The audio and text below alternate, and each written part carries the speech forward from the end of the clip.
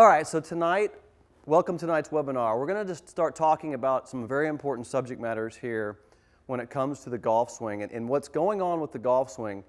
And we see it all the time in our golf schools, and we're kind of in mid-season now with our golf schools. We've had a couple of golf schools. We've been down in Orlando, and we're starting to really rock and roll into our season of training people. A lot of times we start getting face-to-face with customers and working with their single plane swing. And what we see is these relationships, these cause and effect relationships, and how one little thing, whether it's their foot position or their knee position or their hip position, affects the entire golf swing. So there's a couple concepts that I want you to keep in mind when we talk about this. Everything that we do in our golf schools is related to the model of Mo Norman. You guys have seen this stuff before. We spend lots of time talking about the single plane swing and Mo Norman's golf swing. But what you need to understand is that this is a simple biomechanical model. In other words, what we're talking about here is how we use the body, how we position the body starting at address and move the golf club. We talk a lot about swing plane. But what you need to know about swing plane is that swing plane is really not something that you spend a lot of time practicing. What you practice is everything that promotes the proper movement, and if you move correctly, what you get is swing plane. So that's why the cause and effect relationships of a golf swing are so important, because if you move incorrectly in one part of the swing, it affects another part of the swing, which ultimately affects swing plane. So cause and effect relationships, that's what we're going to talk about tonight. Now, you've seen us promote the Improve Your Move video, and that's kind of a new thing for us about this idea of improving your move, because what we're discussing here is really everything working together so you move in your golf swing correctly. If you move in your golf swing correctly, then all these cause and effect relationships are correct, and that promotes proper club movement. So that's how we get the club to impact. That's how we promote the single plane swing. So that's what we're talking about tonight, is cause and effect relationships. Now, I want to go through one, and I'm going to go through the first cause and effect relationships, and it's kind of a simple thing, and then we'll get Tim up here and we'll go through a number of them. But I want to talk about how the little things mean a lot. And I can start anywhere in the golf swing and talk about cause-effect relationships.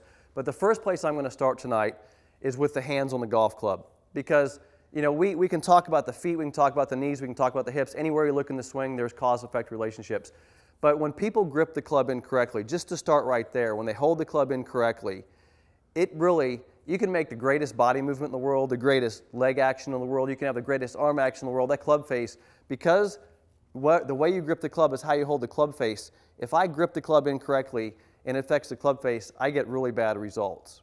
Now, in our golf schools, and if you've seen our training, of course we want you to have great results. We want you to hit the ball long and straight. We want you to have fun playing the game of golf. But so many people rely on the result to tell them what their problem is. So they'll watch the golf ball fly, they'll see how they hit it, they'll look at the ball flight and say, okay, I had a problem.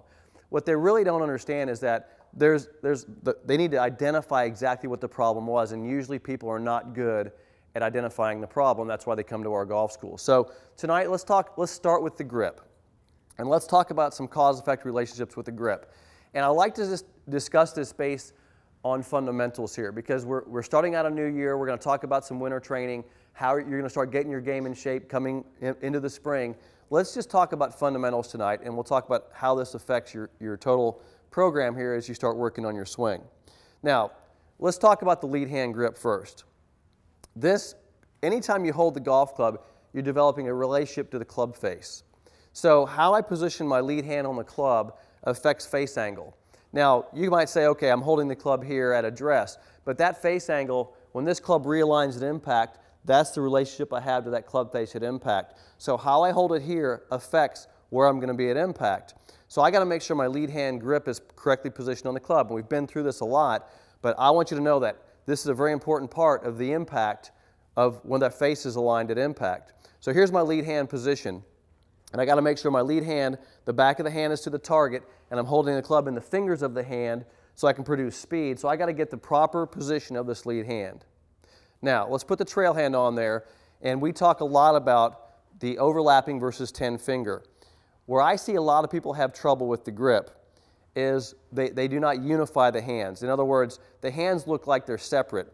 And a lot of times I see them have too short of a thumb on the lead hand, and then they grab this trail hand maybe in a 10-finger position, and the hands almost look separated to me. They don't look joined and together. They look separate. Well, what happens when you have the hands that aren't working as a unit, it affects how the arms work during the swing.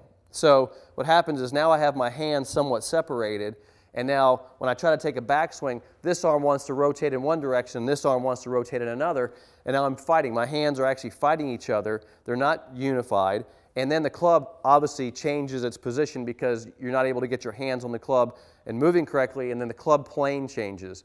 So what we really have to do is we have to unify the hands. I recommend an overlapping grip position, and I recommend tucking this lead thumb down deeply into this trail hand.